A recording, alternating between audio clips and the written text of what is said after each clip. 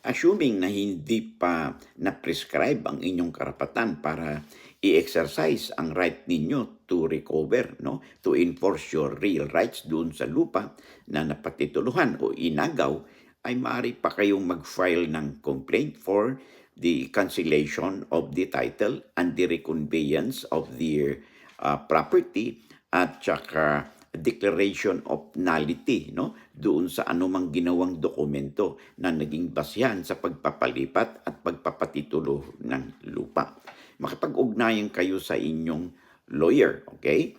At upang sa ganon ay either mahati yung tax declaration certificate na legit na para sa inyo at or totally ma-cancel kung mayroong mang irregularidad ang pagpatitulo nito at ang ganun din ang tax declaration certificate. Lamang na kayo pag may alam sa batas.